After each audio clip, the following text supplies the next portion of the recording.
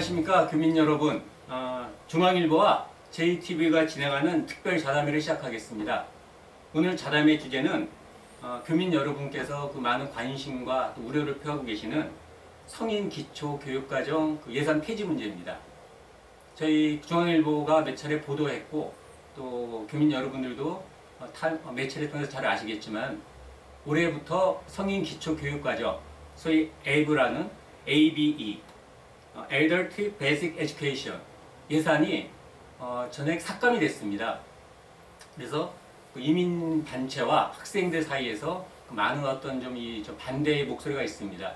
그래서 오늘 중앙일보와 JTB에서는 이 문제를 갖고 각 곳에 계시는 전문가분들을 초빙해서 자담회를 시작하겠습니다. 오늘 오신 분들을 소개해 드리겠습니다. 먼저 제 왼쪽부터 신재경 주의원님 나오셨습니다.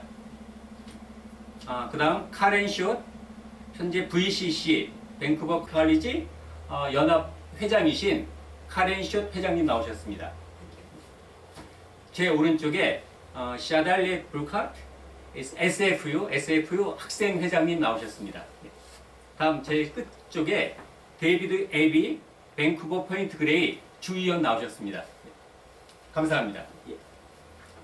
자, 그럼 먼저 본격적인 좌담에 앞서 신재경 주의원님께서 간략하게 오늘 좀 모임의 취지와 다음에 어떤 좀 문제점이 있는지 간단히 좀 말씀을 부탁드리겠습니다. 네. 네, 감사합니다. 오늘 또 이렇게 초대해 주시고 좋은 자리 만들어 주셔서 정말 감사합니다. 여러분 많은 캐나다를 찾아와 주시는 학생들부터 시작해서 또 캐나다로 큰 걸음으로 이민을 해주시는 여러분들이 아마 캐나다를 보고서는 가장 쉽게 꼽을 수 있는 장점이 아마 교육제도라고 생각하는데요.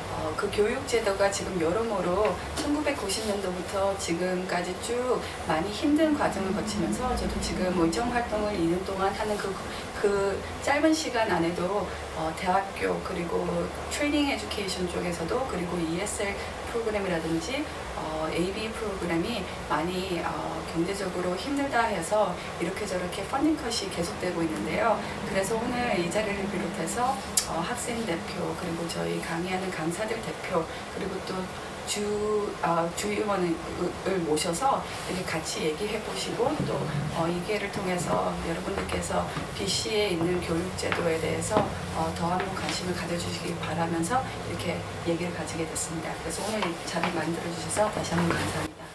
네, 감사합니다. 그럼 먼저 우리 카렌 회장님한테 좀 말씀을 듣도록 하겠습니다. 사실 제일 이번 교육 예산 폐지로 인해서 가장 큰 영향을 받고 있는 곳이 바로 현재 이 VCC 소위 성인 기초 교육 과정을 맡고 있는 VCC 쪽 같습니다. 그래서 먼저 첫 번째 말씀 대담자로 이렇게 모시고자 합니다. 먼저 말씀을 나누기 앞서 간단하게 자기 소개를 하고 그 다음에 이제 얘기를 진행하도록 하겠습니다. Karen, yeah, it's now your turn. So because why don't you introduce yourself to our viewer? Yeah. Thank you very much.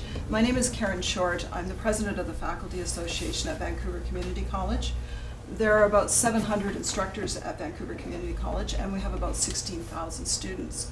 We have two large campuses. One is on East Broadway, so we serve the Broadway corridor, and we have another campus downtown Vancouver, and so we serve the downtown east side primarily. We teach everything from basic education up to university transfer to nursing to auto trades to cooking to baking. So we are very much a community college, and we're very proud of the work we do, and we're very proud of the service that we provide to our community. Wow, you got many courses. Huh? Yes, we do. Yeah. Yes. And we are driven, we are career oriented, so people that go through Vancouver Community College will end up getting a job. Okay, yeah. So I got some question for you, Karen. Yeah. So what happened to ESL program? Well, yeah. The funding for ESL was cut by the federal government, and the provincial government refused to take any part in helping it be sustained. So as a result, probably about 5,000 students that we used to come through our ESL programs are now diminished down to maybe 600 or 700. We have ESL back, and we're very happy to have it back, but it is now tuition based. There is some grant funding available from the government, but it is tuition based, and it is much smaller than it was a year ago. So what's the reason? Well, why they cutting off the budget? Yeah. The federal government has refused to fund ESL, and the provincial government, in our view, the provincial government is responsible for adult education, so the provincial government should be funding this. They are mandated to do this under the College and Institute Act, and we will keep pressing them to do what they are supposed to do. Okay. So next question is after the budget cutting, so where can immigrants get language support? Yeah, To get financial support. Right. There is financial support available if you are very low income. However, the barriers are still there because the paperwork involved. Right. And the people that we are helping get on their feet, get through the necessary courses they need to get a job, are sometimes vulnerable to having a lot of red tape put ahead of them. And so putting forward a grant where something used to be free and now saying, well, now you have tuition, but you can possibly get some money back, is just a barrier for people. So we are very much advocating that the government restore tuition-free ESL and adult basic education. And in 2007, the Liberal government, this government, they approved. Yeah, this government right. said, they yes, this is a worthy right? cause. Right. This should be free. Adult basic education should be free. 2007, 2014, 2015, what changed that they Right. decided to pull back all this money? And we still have an economy that needs people that are work trained, ready to go. So it is very frustrating to deal with this government. Okay, I see. So, what do you think about the effect of this decision? Yeah. Well, it's sad to say, but I Yeah. think people will probably not come to school as often. Yeah, where they're for as going, long. where they gain the listening, they are It's, learning. you know, about 40% of our adult population are not at the level of literacy and numeracy that they need to be to work in today's knowledge economy. They need Okay. grade 12, they need math, they need chemistry, they need science to go into nursing. We need nurses. We need Right. math for Engineering, every kind of job, right. working in the auto trades. Any of the trades require math. And so someone who simply wants to get grade 12 math will now be faced with a barrier of having to find a place that they can go and be able to afford the tuition. This is very expensive, $1,600 for 3 months. Now there is some funding available, but you need to qualify, and so you need to go through the red tapes. I have to wonder how much this is really going to save the government by the time they go through all the bureaucracy of putting a grant in place where something used to be free and accessible and welcoming for people to now have this in place. This is a barrier. Okay. Okay, thank you, Karen. Yeah. Okay, the next person is the Kadel Burkhardt. Yeah, it's the 다음에 저희가 그 같이 얘기를 나눌 분은 현재 그 SFU 대학의 학생 회장입니다. 그 Kadel Burkhardt. Hi, nice to meet you. Yeah, why don't you introduce yourself? Great. Yeah. Thank you so much for asking me to be here. My name is Sharday Buchert, and I am the president of the Simon Fraser Student Society, which represents approximately 26,000 undergraduate students at Simon Fraser University's campuses in Burnaby, Surrey, and Vancouver. So we advocate for the needs of undergraduate students, and today I'm hoping to talk a little bit about the problem of deferred maintenance at our Burnaby campus. So thank you for the opportunity. Okay, so my first question is what challenges are schools facing as about is the buildings innovation or instrument? Yeah. Sure. So Simon Fraser University is a provincially funded institution, and we're facing two major challenges currently. So for this year, Simon Fraser University's operating budget was cut by approximately $2.5 million. $2.5 million. $2.5 million. Okay. It was also cut the year previous by a similar amount. So this puts a lot of pressure on the institution, and that's less money that can go into funding teachers, research, and other things that benefit students. The second major issue that we're facing at Simon Fraser University is the problem of deferred maintenance. So at our Burnaby campus, many of the buildings, in fact most of the buildings, were all built at the same time. This means that they're facing maintenance needs at the same time. So in the year 2009, Simon Fraser University was receiving $4.6 million in what's called the annual capital allowance, and that is money that's specifically set aside to maintain the buildings at our campus. In 2010, this money was cut to approximately $500,000 per year. This has placed a lot of strain on our university's ability to maintain the infrastructure on our campus. Currently, and this is according to estimates by the Provincial Ministry of Advanced Education, there's $114 million in backlog deferred maintenance, which means that this is routine repairs and fixes to things like pipes, walls, roofs that keep the campus livable. And this is only in the academic buildings alone. When we factor in other costs, such as replacement of things like roads, sewers, and other infrastructure, as well as residence and athletic facilities, this number jumps to over $700 million in deferred maintenance. In the current fiscal year, SFU received $2.1 million for maintenance. This is a welcome amount of money, but it is not enough to maintain the facilities on our campus. It is estimated that approximately $20 million a year is needed just for bare minimum maintenance standards. So what we're seeing now as a result of this backlog is impacts to students. This is taking form in two ways. We have leaky ceilings, shaking pipes, Wow. cracks in the roads at our campus, and it really takes away from the investment that's already been made in the education of students in BC. And the second issue is we now see money being taken out of the operating budget. That's money that's supposed to be going to things like classrooms, which is going into repairing classrooms as opposed to funding the resources within them. So in the next 4 years, SFU is diverting $1 million from its operating fund, which is its main money, into maintenance needs, just to address the most pressing issues. So this is really negatively affecting students, but also it's going to compromise the longevity of buildings on the campus. By not maintaining them, it means that they're not going to last as long. And one main issue that we're seeing right now as a result is the closure of Louis Riel House, which is the only family house on our campus. After years of being unable to maintain it, the university has had to shut it down because it's no longer livable. And this means there's no longer affordable family housing on Simon Fraser University's Burnaby campus. Wow, it's very serious. Yeah. Wow. So, but I think that due to the shortage of budget, it endangers the students' safety. Huh? Wow, it's so big problem. Yes. Yeah. Okay, so my next question is so you are president of the SFU Students Society, right? So what is the Students Society asking for? Well, one of the big things that we're asking for deferred maintenance issues specifically is for funding levels to be increased to at least the levels that they were at in 2008 and 2009. We're also asking that moving forward, maintenance funding be included in the costs of new buildings. Currently, buildings are being built by the provincial government without any plans to fund their maintenance, which means that money is being invested without a plan to ensure that those assets are around for as long as possible.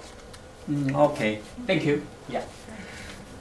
예, 감사합니다. 지금 뭐 여러분 이제 들으셨겠지만은 사실 이번 그 예산 삭감으로 인해서 어떤 그 이민자들에 대한 그 지원 부분도 큰 문제지만은 또 어떤 학생들의 그 어떤 수업 환경이 굉장히 좀 계속 악화되고 있습니다. 이런 부분들에 대해서 현재 많은 또 동포들의 어떤 자녀들이 여기 뭐 UBC나 SF에 재학 다니고 있습니다. 그래서 이런 부분들도 어떤 저희 교민들의 어떤 삶에 큰 어떤 밀접하게 좀 그 영향을 미치고 있다 생각을 합니다. 자, 다음에 저희가 모실 분은 데이비드 에비 MLA입니다. 현재 그 밴쿠버 포인트 그레이 지역구를 기반으로 하고 있으며 지난 2013년도에 저희 그 신재경 의원과 함께 그 초선 의원으로 진출을 했습니다. 그 전에는 그 인권 변호사로 많은 활동을 했습니다. David Elby, nice to meet you. Yeah. Thank you for coming us. Yeah. So why don't you introduce yourself? 안녕하십니까? Oh, good. Nice to meet you. Thank you very much for having me on the show. It's a real pleasure to be here because we don't often get a chance to speak to the Korean community so directly. So thank you for the chance. Okay, yeah, thank you. I live in Kitsilano neighborhood of Vancouver, and there are many students in that neighborhood. I represent the area that includes the University of British Columbia. Right. So I represent many students, and they come to my office with concerns about different issues. Right. So you've heard about different cuts to different programs. It's happening at schools across British Columbia. My old job, the job I had before, was to speak for the NDP on what's called advanced education, so issues affecting universities and colleges. And I would talk to students, and I met a young woman who came, and she said, I'm currently paying for school on a credit card so that I can keep going to school. because my student loans aren't enough to pay for school, and I can't get a job that pays enough money during the summer so I can pay for tuition, and my family can't afford the tuition. This is a major issue, and especially at UBC right now, where the rent for student housing is going up 20%. 20%, wow. And the reason why the rent is going up at UBC is because the university is using this money to pay for other programs because of the cuts to the provincial government. Right. So the students are paying for these cuts. And as the tuition goes up and up and up, it means that families can't afford to send their Right. kids to university anymore. Right. This is very serious. I think if you're smart enough to go to university, if you're smart enough to go to college, you should be able to go. And it shouldn't matter how much money your family has. It should be based on what's in your head, not what's in your pocket. Right. And this is the system that we're setting up right now in British Columbia. It says if you've got $10,000 a year, then you can go to school.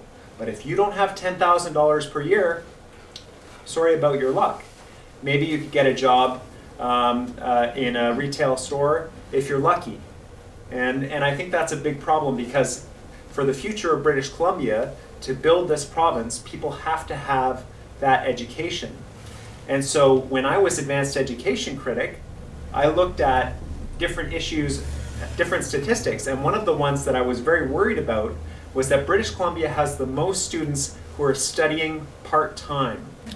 And the reason why they're studying part-time is they need to work a full-time job and then go to school part-time, and they use that job, that full-time They need job, money, right? to pay Yeah, for right, school. Right. And It's ridiculous. Wow. that's right. So in other provinces, students don't have that same problem because they have grants Okay, grant, right. that help them pay for school.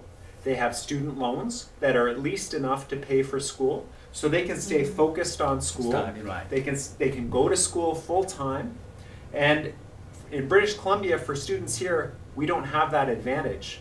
So a student in Ontario can finish a 4-year program in 4 years. But a student in British Columbia finishes a finish in 4-year 4 years, program right? in Wow. 6 years, in 6 7 years, years, 7 in years. 8 Wow. years. And so they are that much longer to get out into the job market. It's a very serious problem. And schools like UBC are trying to find money, and so they raise the rents, and that means that more students can't come. And that's a big problem. They don't like it, but they have to do it. Okay, wow. I think that the situation is very, very serious. Wow, than I thought. I think so. I think that when you look at British Columbia, and now we're in an international market, countries all over the world Right. are competing with Canada and competing with British Columbia. Right. How do we succeed in British Columbia? A very well-educated population that has a lot of knowledge about the economy, about technology, about how to use those skills to build up our province. And so if we're saying we're not going to provide support to students so that they can get that training, we're saying we don't want to succeed in the global economy. Right. We don't want to be the most successful province. We don't want to be the most successful country. And I can't think of anyone who agrees with that message. I think everybody says we want to be the most successful province, and the way to do that is through education. It doesn't matter conservative, liberal, NDP. I think that everyone agrees education Right. is central to success. And how do we make our students the most educated, the most successful? I think we should all be working together to do that. Wow, okay. So, Shadale, so do you agree? Is the David opinion? Absolutely. At SFU, we see lots of students that are having to work full or part-time while they're studying, Wow. and they're slowing down their degrees, which means they're not getting good jobs right out of school. Instead, they're taking longer to study and work part-time or lower-paying jobs. Okay. So, David, I got one question for you. Please. You are a politician, right? Yes, I am. And politician means make a policy for people to make a better life for them. Yeah. So, what do you think about the? Can you explain some policy of your party? Yes, I think that a lot of people support the idea of education. Yeah. And they say but how are we going to pay for more money to fix the buildings Right. at SFU, to pay for English Yeah, as a for- second right, language? right. Are we going to raise taxes for everybody to pay for these extra programs? When I went to Victoria, I was shocked at day after day the news about the amount of waste that the government of British Columbia is wasting on. Today the news is $137 million on a computer program that doesn't work. It's called Integrated Wow. Case Management. They spent $137 million on this, Wow. and it doesn't work. I cannot believe it. It's about priorities. It's Wow. about what are the big priorities Wow. that we want to Right. focus on. And so for the party that I represent, we prioritize a good education for people. And for students, it's a small amount of money. For a grant for a student to be for a smart student in British Columbia to be very successful in a master's program, in a PhD program, to bring in the brightest people from around the world to study at SFU, at UBC, a grant program like that would cost 1/10 of how much they wasted on that computer program. 1/10, 10% of that money, a $10 million grant program would bring in the brightest people from around the world to study at our schools. We would be very fortunate. And instead, I see that money going out the door. We had an advanced education minister in the other government who was on the board of Kwantlen University. And when he was there, he wasn't saying, how do I get the best and brightest students? He wasn't saying, how do I make sure that our school is strong for everybody? He was saying, how do I make sure that the senior administrators at the school get paid more money? There was a government rule that said you can only earn this much money, and he worked with his friends to try to pay more than the government rules allowed. It was absolutely insulting because the students at that same school were facing the English as a second language cuts. Their teachers were being fired and have been fired at that school because that program has Yeah. been cut, while this man, who is from the other party, from the other government, was giving money to administrators who didn't teach a single course and breaking government rules to do that. So when I see this kind of waste, it makes me very upset because I hear the stories of students, I hear the stories of teachers who are losing their jobs, students who are in leaky roof classrooms. What kind of priorities Yeah, are right. these?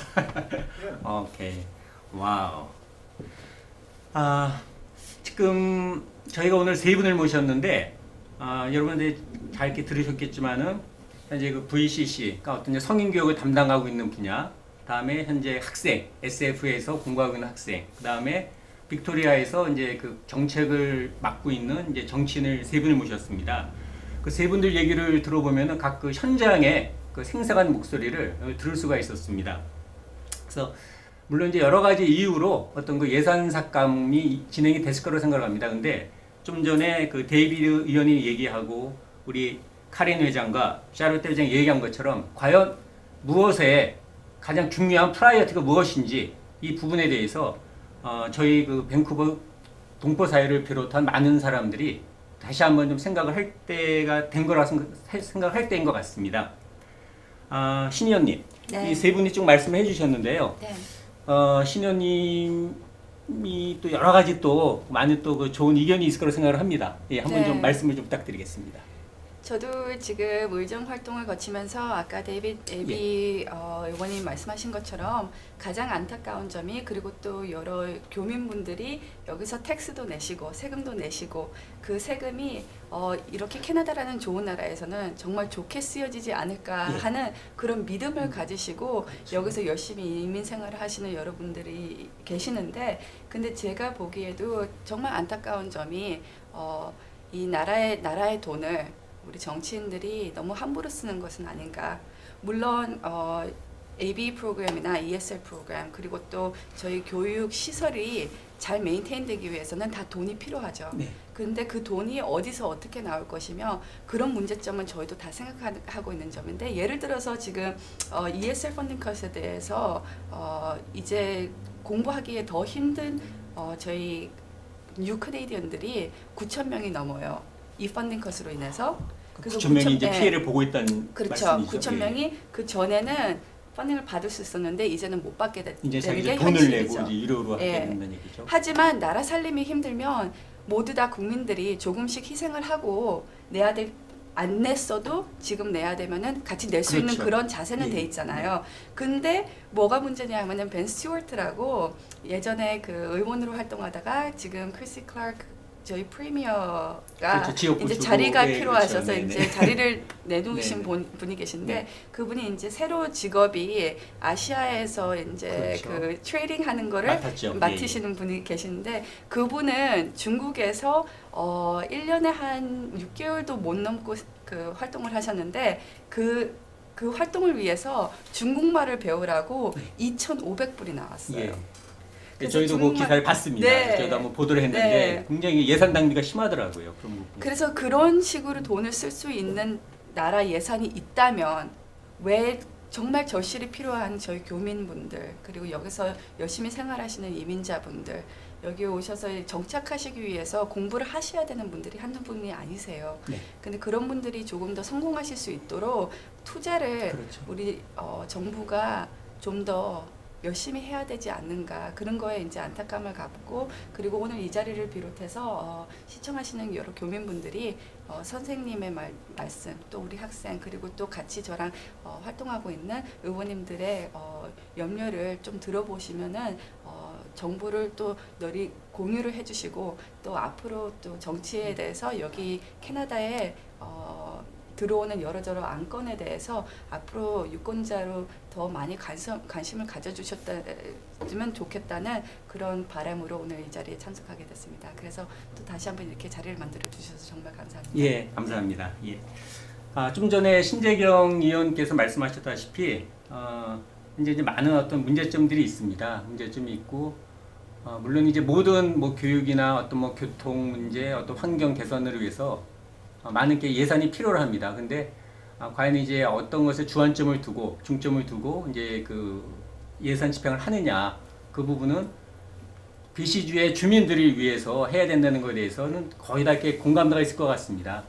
이제 이런 부분들을 실천하기 위해서는 저희 그 한인 동포 여러분께서 좀 더 정치에 관심을 갖고 적극적으로 참여를 하면서 참여 속의 어떤 이런 변화와 개혁을 저희 그 밴쿠버 한인 사회도 같이 이끌어내는 그런 견인차가 되었으면 합니다. 오늘 저희 특별 자담의 주제는 그 성인 그 대상 언어 성인 대상 영어 교육 예산 삭감에 따른 문제점에 대해서 문제점과 다음에 그 예산 그 삭감으로 인한 그 피해를 보고 있는 대학생 그 다음에 현재 그 부분을 직접 정치 현장에서 보고 있는 저희 데이비드 의원을 모시고 이 세 분을 모시고 저희가 각 현장에 그 소리를 생생하게 들었습니다.